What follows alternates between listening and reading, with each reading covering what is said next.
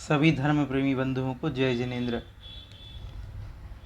अब तक हमने आचार्य पूज्यपाद स्वामी विरचित इष्टोपदेश जी ग्रंथ के 9 श्लोकों को पूरा कर लिया है। आज हम 10वां श्लोक पढ़ने जा रहे हैं। इस श्लोक में आचार्य महाराज कह रहे हैं, अहितकर के प्रति क्रोध व्यर्थ। क्या कह रहे हैं आचार्य महाराज? आइए पढ़ते हैं कि पहले एक एक शब्द का उच्चारण। विराध कहा कथम हंत्रे जनाय परिकोप्यति त्र्यंगुलम पातयन पदभ्याम स्वयं दंडेन पात्यते। क्या कह रहे हैं आचार्य महाराज? उच्चारण सरल है। आइए एक बार पूरा श्लोक का उच्चारण करते हैं।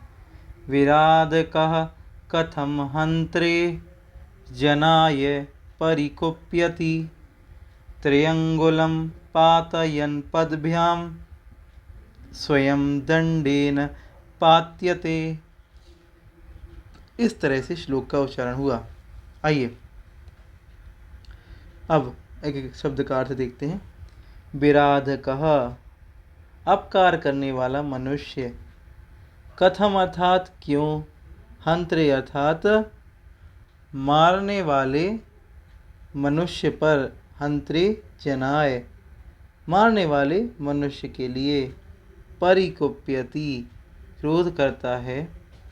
कह रहे हैं विराध का अर्थात अपकार करने वाला मनुष्य, कथम अर्थात क्यों, जनाय हंत्रे मारने वाले व्यक्ति पर, परिकोप्यति अर्थात क्रोध करता है। क्या कह रहे हैं आचार्य महाराज? कह रहे हैं कि हे अपकार करने वाले मनुष्य, तुम मारने वाले मनुष्य के लिए क्यों क्रोध करते हो? परिकोप्यति अर्थात क्रोध करते हो। यहाँ पे अपकार करने वाला मनुष्य क्यों कहा? अपकार करने वाला इसलिए कहा है क्योंकि आचार्य महाराज कह रहे हैं पूर्व में तुमने भी इस व्यक्ति पर क्रोध किया होगा, जिसका बदला आज यह मारने वाला व्यक्ति तुमसे ले रहा है। तो पूर्व में तुमने इसको मारा होगा, तुमने इसके साथ क्रोध किया होगा, तब तो आज यह कर्म तुम्हारे उदय में आ रहा हो, यह तुमसे बदला ले रहा है।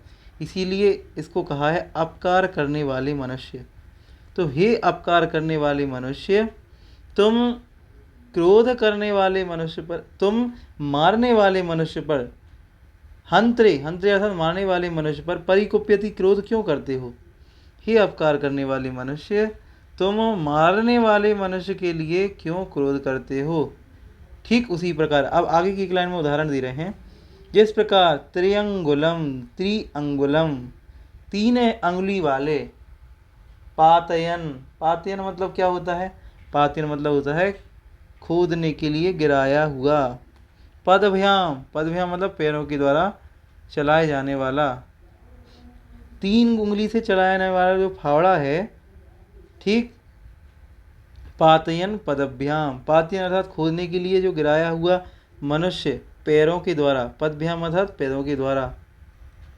स्वयं दंडेन पात्यते, स्वयं मतलब अपने आप ही, दंडेन उसके डंडे के द्वारा, पात्यते अर्थात पात्यते गिराया जाता है या दंड दिया जाता है। यहाँ पे देखिए मैं आपको समझाता हूँ।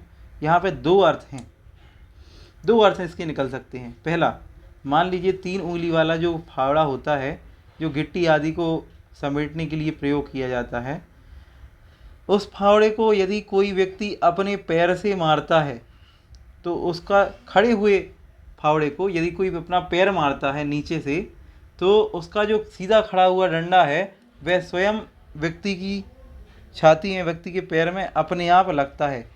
हम किसी फावड़े पर पैर मारेंगे तो फावड़े का जो बेंत है, जो डंडा है, वह स्वयं हमें प्रहार करेगा, अपने आप ही प्रहार करेगा। दूसरा अर्थ यह है कि जब व्यक्ति फावड़ा चलाता है, तो जिस प्रकार फावड़े को चलाने के लिए फावड़े को जमीन में मारता है, तो व्यक्ति स्वयं नीचे झुकता है, स्वयं को भी नीचे झुकना पड़ता है। फावड़े के जमीन में मारोगे तो स्वयं भी नीचे झुकाए जाओगे। ठीक उसी प्रकार हे अपकार करने वाले मनुष्य, तुम क्रोध क्यों कर रहे हो मारने वाले मनुष्य पर? कोई व्यक्ति तुम्हें मारने का प्रयास कर रहा है, ऐसे व्यक्ति पर तुम क्रोध क्यों कर रहे हो? तो ऐसे व्यक्ति पर क्रोध व्यर्थ है, क्योंकि अगर तुमने उस पर क्रोध किया तो फिर यह जो साइकिल है यह लगातार चलती रहेगी। पहले तुमने उसको मारा होगा, अब वो तुम्हें मार रहा है, फिर आगे तुम वापस उसको मारोगे। इसीलिए ऐसे व्यक्ति पर क्रोध करना व्यर्थ है। ठीक उसी प्रकार जिस प्रकार 3 उंगली वाला जो फावड़ा है उस पर पैर मारना व्यर्थ है, अगर उस पर पैर मारा जाए तो उसका जो डंडा है वह स्वयं हमें आकर के लगेगा। इसी प्रकार तुम किसी व्यक्ति पर क्रोध मत करो, कर्म उसको स्वयं ही फल देगा। वो तुम्हें मार रहा है, कर्म उसको फल देगा। तुम आगे के लिए इस साइकिल को तोड़ दो, अब इस चेन को तोड़ दो। ठीक इस तरह से इस श्लोक का अर्थ हुआ। त्रियंगुलम मतलब 3 उंगली वाला जो पातयन पदभ्याम मतलब पैरों से जो पैरों के द्वारा इस 3 उंगली वाले खोदने वाले फावड़े को यदि तुम मारोगे तो स्वयं दंडेन पात्यते, स्वयं अर्थात अपने आप ही डंडे के द्वारा तुम पर प्रहार किया जाएगा। इस तरह से इस श्लोक का अर्थ हुआ। उम्मीद है सभी लोगों को समझ आया होगा। पुनः पुनः देखें, पुनः पुनः पढ़ें, दोनों अर्थों को समझें, आपको अर्थ समझ में आएगा।